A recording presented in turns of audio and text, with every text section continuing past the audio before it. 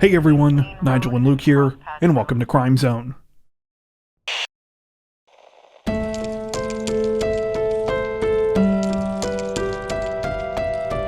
Representatives from the Ohio State Patrol say that a roadside sign meant to help catch drunk drivers definitely did its job this week, though perhaps in a more literal way than it was intended. According to reports, the incident began sometime on St. Patrick's Day when the State Patrol received a call about a potentially impaired driver in a blue sedan in the village of Batavia. When officers arrived at the scene along State Route 32, they spotted the vehicle in question. It was now in rough shape at the side of the highway. It didn't take long to piece together what had happened. The vehicle's allegedly drunk driver had crashed straight into a roadside sign. Ironically, one displaying information on how to report impaired drivers. Though the sign hadn't performed exactly as intended, it had possibly saved lives all the same. No one was injured as a result of the crash, and the unidentified driver was arrested at the scene for operating a vehicle while impaired.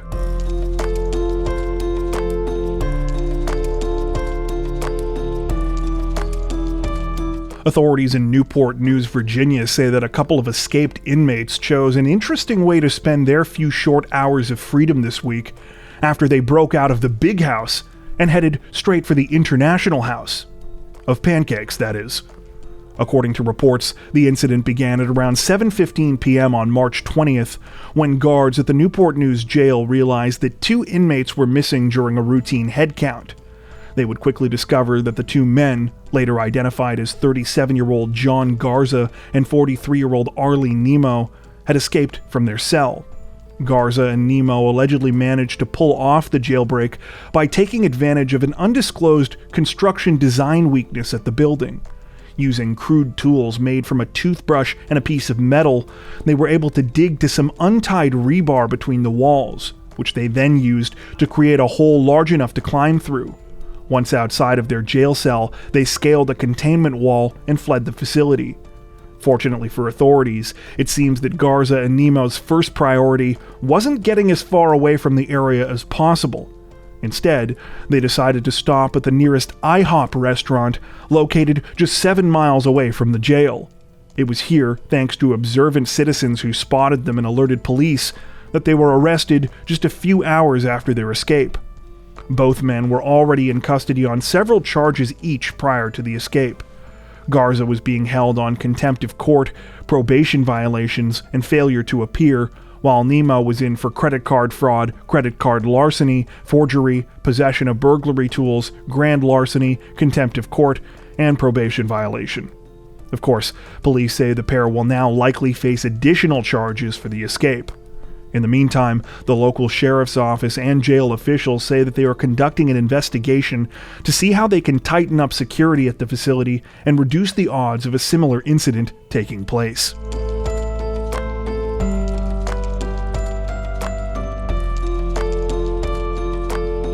An NYPD officer is being credited with saving a suspect's life this week after he threatened to jump from a skyscraper during the middle of an arrest. According to reports, the incident began sometime on March 23rd when federal agents arrived at the 31st floor residence of Ian Mitchell, located near Carnegie Hall. The 35-year-old had been accused of wire fraud in connection with an investment scam dating back to 2015, in which he allegedly conned investors out of thousands of dollars while pretending to be the son of a wealthy family from Jamaica.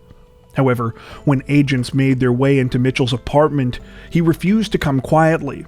Instead, he shattered one of the building's windows, pulled himself through the opening, and threatened to jump to his death. A tense standoff ensued, during which time authorities tried to reason with Mitchell while he dangled his feet over the edge of the building. A large inflatable cushion was also set up at ground level in the event that Mitchell tried to jump.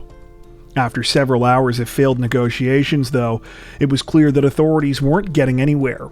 That's when a detective with the NYPD's Emergency Services Unit decided to take a different approach. The detective, later identified as James Tobin, went into the apartment directly above Mitchell. He then secretly rappelled down, and before Mitchell could react, kicked him back through the window inside. At that point, the 35-year-old was safely arrested. In the aftermath of the incident, Tobin was praised for helping to bring the situation to an end without any loss of life. Mitchell, meanwhile, was taken to a hospital for evaluation and reportedly remains in custody at this time.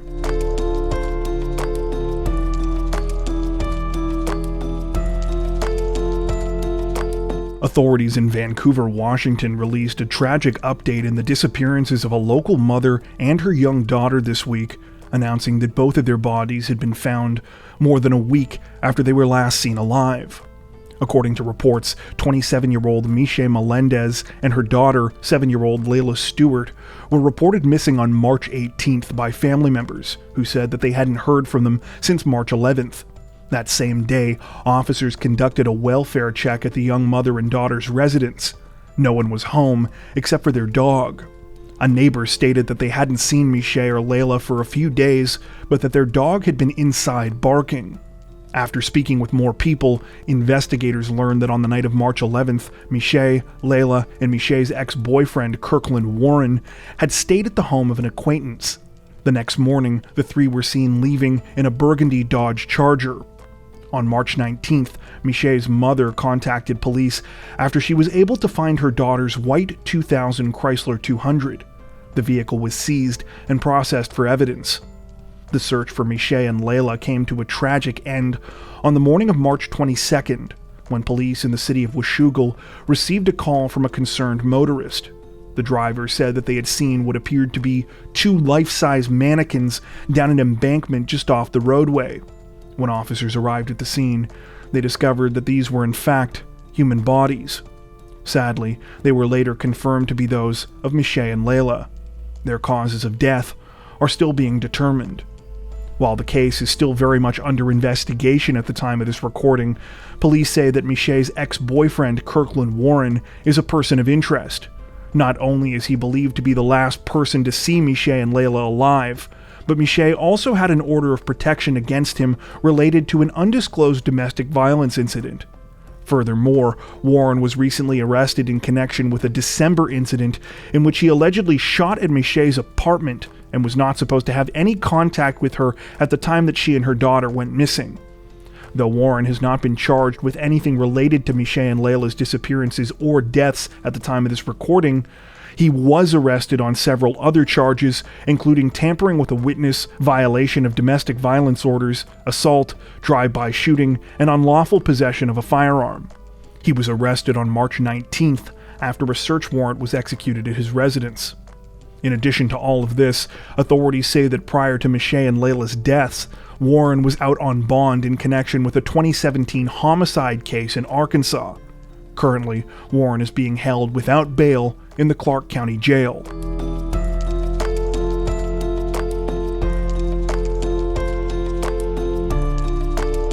Authorities in Brevard County, Florida say that a 26-year-old woman is facing several charges this week after she was allegedly the latest person to pull a gun on a fast food employee because she got upset while in the drive-thru line.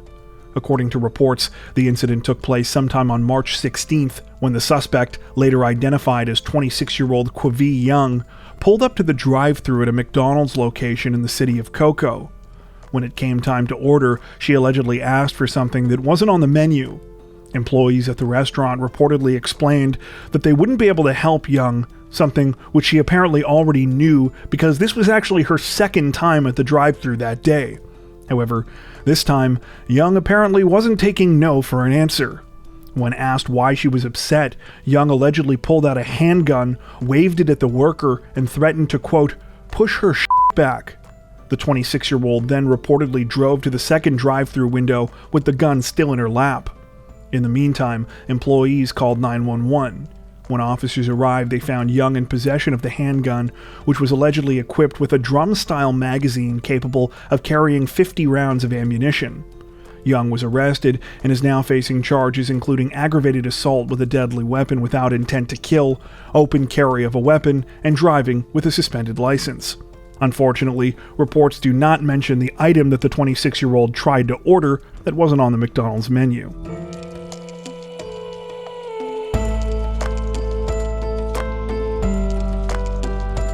Authorities in Marion County, Florida say that a 39-year-old man is facing charges this week following a bizarre domestic violence-related incident in which he allegedly attacked his wife with a slice of pizza.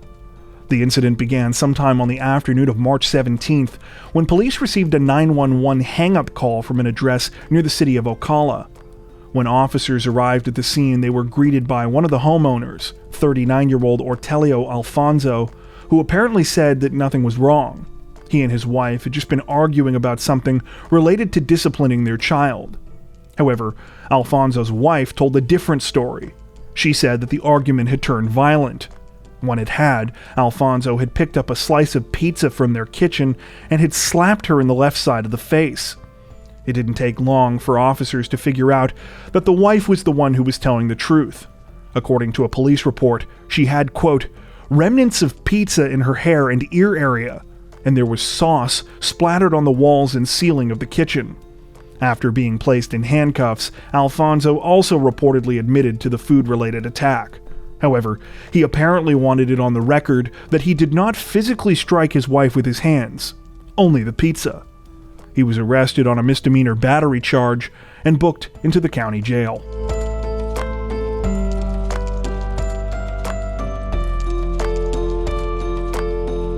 Authorities in Tampa, Florida say that a former professional wrestler turned security guard likely saved many lives this week after he put his skills to use and managed to take down an armed attacker who was trying to gain entry to the club where he was working. The incident began at around 1:15 a.m. on March 19th when Manny Resto was working the door at Tampa's famous Mons Venus strip club. It was just an ordinary night for the 54-year-old security guard, when suddenly he saw a large man in a devil mask walking towards the club's door. At first, Manny thought it was one of his bouncer friends playing a prank on him. After all, they knew about his former career in professional wrestling, where he had worn his fair share of colorful costumes under his wrestler name, the Puerto Rican Punisher. However, when Manny spotted the gun in the man's hand, he quickly realized this wasn't a joke. Before the man was able to enter the club, Manny grabbed him by the arm and pulled him back outside, initiating a confrontation. Though Manny was able to knock the weapon out of the attacker's hand and picked it up and pointed it at him, the man refused to back down. The fight continued for several more seconds until finally two other security guards at the club came to Manny's aid, and the three men together were able to pin the attacker to the ground. Though one round was fired from the gun during the struggle, it hit the club's door. None of the roughly 200 people inside were injured. When police arrived at the scene, the suspect, later identified as 44-year-old Michael Rudman, was placed under arrest. A search of Rudman's person revealed that in addition to the 9mm handgun, he had also brought 2 loaded magazines. In his truck, police found 9 knives, 2 holsters, and more loose ammunition. In the aftermath of the incident, police praised Manny Resto and the other 2 bouncers who took down Rudman, saying that they had likely saved many lives. The chief of Tampa Police said he was immediately reminded of the 2016 shooting at Orlando's Pulse nightclub, saying that this is possibly the kind of disaster that was averted.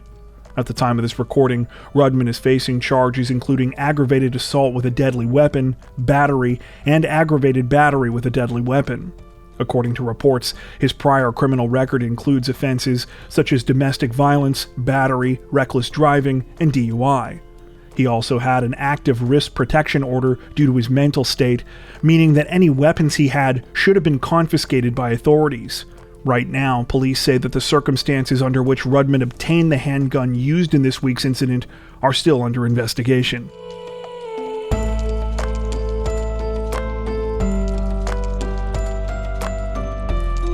Representatives from the Chicago Police Department released a tragic update in the disappearance of a 21-year-old woman this week, announcing that her remains had been discovered under chilling circumstances just a couple of miles from her home.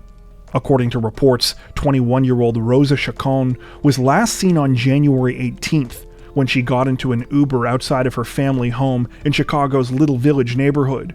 She didn't tell her parents where she was going at the time and hadn't ordered the Uber herself, but insisted that she had a ride there and back. Rosa called her mother the next morning, but before the two could get far enough into their conversation for her to say where she was, her phone went dead. After that, no one could get in touch with her. Though Rosa's family immediately reported her missing, they claim that police dismissed their concerns.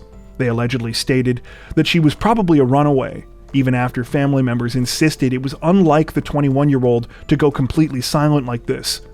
For the next several weeks, Rosa's family handed out missing persons flyers and asked anyone they could think of who might have seen her.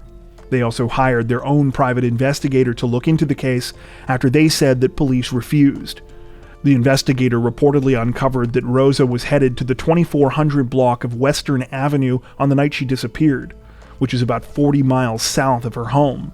However, they were unable to get further details about Rosa's Uber ride due to the company's privacy policy. Finally, on March 15th, Rosa's family got the news that they had been most afraid of. Her body had been found in an alleyway about 2 miles away from her home. Her remains had been tied up, wrapped in a sheet, and placed in a shopping cart. While no cause of death has been released at the time of this recording, Chicago police say that they are now investigating the case as a homicide. However, few other details have so far been released. Following the discovery of Rosa's body, her family criticized the police response to their daughter's disappearance, alleging that if she had come from a wealthier neighborhood, they would have acted sooner. According to reports, many others in the community are also starting to ask questions now, as Rosa is not the first young woman to be found under similar circumstances lately. In February, a 20-year-old woman named Reina Cristina Seb was also found in a local alley. She had been shot to death. A third person, 15-year-old Azrea Lomeli, is also currently missing.